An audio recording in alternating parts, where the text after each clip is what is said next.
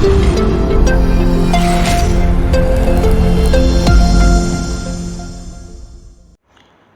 Friends, स्वागत करता हूं आप सभी का हमारे यूट्यूब चैनल ऑनलाइन न्यूज़ पर।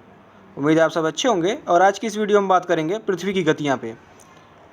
तो आपके दिमाग में हमेशा ये बात आती होगी कि कैसे आखिर में पृथ्वी पर दिन और रात होता है, कैसे मौसम बदलता है, हम तीनों मौसम झेलते हैं, ठंडी, गर्मी, बरसात, और कैसे एक दिन और रात छोटा और बड़ा भी होता है, और कैसे एक ही जगह पे कहीं दिन होता है और उसी वक्त दूसरी जगह पे रात होती है।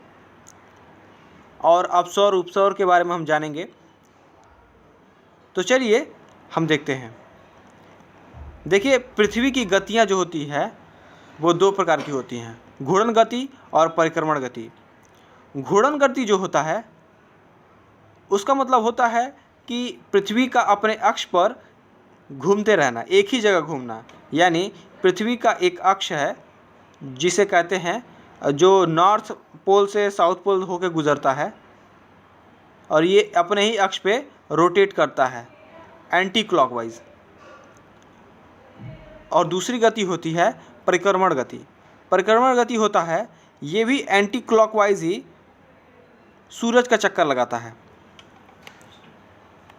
तो घूर्णन करने की वजह से और परिक्रमण करने की वजह से इसके अंदर हम कुछ चेंजेस देखते हैं। क्या देखते हैं? देखिए, घूर्णन गति के वजह से, चूँकि घूर्णन गति होता है 23 घंटा 56 मिनट, औसतन इसको 24 घंटा लिया जाता है। तो घूर्णन गति के वजह से अपने अक्ष पर घूमने के कारण ही पृथ्वी पर दिन और रात का परिवर्तन होता है। यानी दिन और रात अगर होता है तो घूर्णन गति की वजह से होता है। और परिक्रमण गति जो होता है वो पूरा होता है 365 दिन 6 घंटा। 6 घंटा जो एक्स्ट्रा आ रहा है, वैसे एक साल जो होता है 365 दिन का होता है, जो 6 घंटा एक्स्ट्रा होता है वो 4 साल में ऐड होकर 24 घंटा हो जाता है, और वो चला जाता है दिन में। और इसी वजह से उसे कहते हैं, जब वो हो जाता है 366 दिन, और 366 दिन का जो होता है उसे कहते हैं लीप ईयर। और लीप ईयर जो होता है उसमें होता है फरवरी का महीने में 29 दिन 29 डेज, वही जाके ऐड हो जाता है। तो आपने ये जाना कि घूर्णन गति की वजह से दिन और रात होता है, और ये 23 घंटा 56 मिनट होता है। और परिक्रमण गति की वजह से होता है, परिक्रमण गति होता है 365 दिन 6 घंटा, और ये दीर्घवृत्ताकार आकार में ये परिक्रमण करता है, और इसके वजह से होता है मौसम का बदलाव। लेकिन मौसम का बदलाव केवल परिक्रमण गति की वजह से नहीं होता। ये अपना जो अर्थ है, पृथ्वी है, वो 23.5 डिग्री अपने अक्ष से झुका हुआ है। ये देखिए, ये जो है हमारा प्रवृत्तीय वृत्त है। प्रवृत्तीय वृत्त मतलब ऐसा वृत्त जिसके आधे भाग पे दिन हो, आधे भाग पे रात हो। और ये कहते हैं, इसको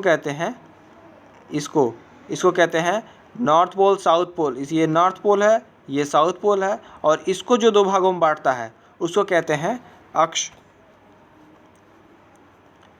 तो ये 23.5 डिग्री पे झुका हुआ है। और जो बीच में होता है उसको कहते हैं, तो देखिए ये है आपका कक्षीय समतल। ये जो दो भागों में बराबर बांटता है। तो ये इसलिए बस मैं बता रहा हूँ क्योंकि यहाँ से क्या होता है कि ये जो एक्सिस होता है, जो अक्ष होता है, यहाँ से 66.5 डिग्री झुका हुआ है, और यहाँ से क्या है कि 23.5 डिग्री झुका हुआ है। ये देखिए, इस तरह पता चल रहा है कि जो ये सन है, सन जो रोशनी दे रहा है, तो इसके सामने पृथ्वी का जो सिरा सामने आता है वहाँ दिन होता है, जो पीछे रहता है वहाँ रात होती है। ये देखिए, यहाँ पे इस वाले एरिया पे दिन है, और यहाँ पूरे एरिया पे रात है। तो अब समझते हैं दिन कैसे छोटा और बड़ा होता है। तो इसको समझने के लिए आपको ये समझना होगा कि ये होता है कर्क रेखा और ये होता है मकर रेखा और ये होता है विषुवत जो बीच में होता है, इसको भूमध्य रेखा भी कहते हैं। तो भूमध्य रेखा के उत्तरी गोलार्ध में होता है कर्क रेखा और दक्षिणी गोलार्ध में होता है मकर रेखा। तो जब सूर्य की रोशनी पड़ती है तो ये देखिए, ये आपका है सबसे बीच में आ रहा है मकर रेखा। तो क्या है कि मकर रेखा का सबसे बड़ा सिरा, अगर इसे हम दो भागों में ऐसे बांट दें तो बड़ा वाला सिरा पे ये दिन वाला एरिया है, ये रात वाली। तो देखिए, ये दिन वाला बड़ा है, रात वाला छोटा है। अगर यहाँ पे 16 घंटे का दिन होगा तो इधर 8 घंटे के रात हो गई, जो कि पूरा 24 घंटे का होता है। यहाँ पे 12 घंटे का दिन, 12 घंटे का रात। यहाँ पे 8 घंटे का दिन होगा और 8 घंटे का रात होगा। यानी जब हमारे सूर्य की रोशनी सीधा जब मकर रेखा पर पड़ेगी तो उस समय दक्षिणी गोलार्ध में दिन बड़ा होगा और रात छोटा होगा। चलिए विस्तार समझते हैं इसको ऐसे। ये देखिए, 4 कंडीशन है दिन छोटा रात बड़ा होने का, दिन और रात छोटा बड़ा होने का 4 कंडीशन है। देखिए 21 मार्च को क्या होता है, 21 मार्च को जब हमारी सूर्य की रोशनी सीधा 21 मार्च को सूर्य की रोशनी सीधा यहाँ पड़ती है, यहाँ पे। तो इससे क्या होता है, देखिए ये भी बराबर, ये भी बराबर, दिन और रात बराबर। तो इसी कंडीशन को कहते हैं विषुव। और ये 2 दिन होता है, 23 मार्च को, 21 मार्च को और 23 सितंबर को। ये दोनों सेम कंडीशन होता है। क्या होता है, भूमध्य रेखा पर सीधा रोशनी पड़ती है, तो इसीलिए दिन और रात दोनों बराबर होता है। तो 21 मार्च को कहते हैं वसंत विषुव और 23 मार्च को कहते हैं शरद विषुव। और कर्क के कंडीशन में क्या होता है कि मान लीजिए ये हमारा अर्थ है और ये आपका भूमध्य रेखा है, विषुवत है, ये कर्क है और ये मकर रेखा है। ये मकर रेखा है, ये कर्क रेखा है और ये विषुवत है। इसमें क्या होता है, सूर्य की रोशनी सीधे कर्क रेखा पड़ती है। अब कर्क रेखा पड़ने की वजह से अगर हम इसे 2 भागों में बांट दें तो ये बड़ा वाला हिस्सा दिन के एरिया में, क्योंकि सूर्य इधर है, रोशनी इधर पड़ेगी, इधर दिन होगा, ये इधर दिन होगा, इधर रात होगा।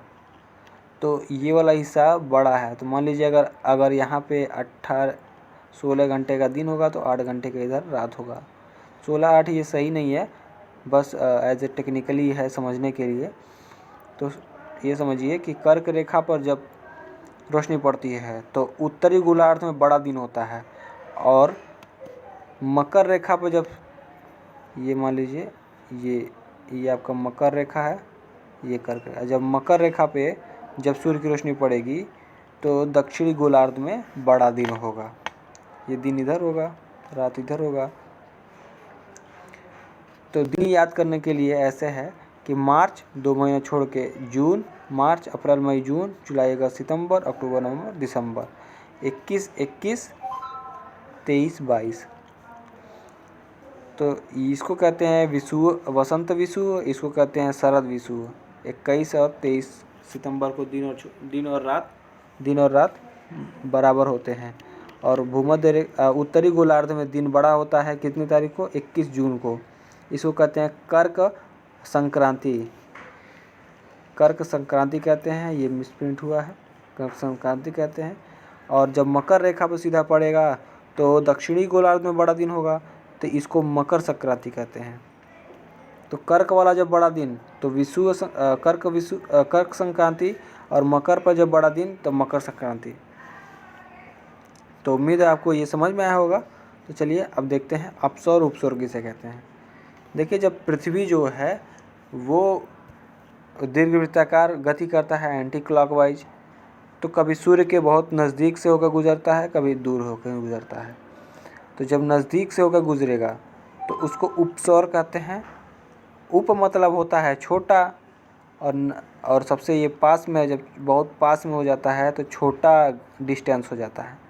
ये होता है 3 जनवरी को, और इस समय होता है 14.70 14.70 करोड़ किलोमीटर हो जाता है।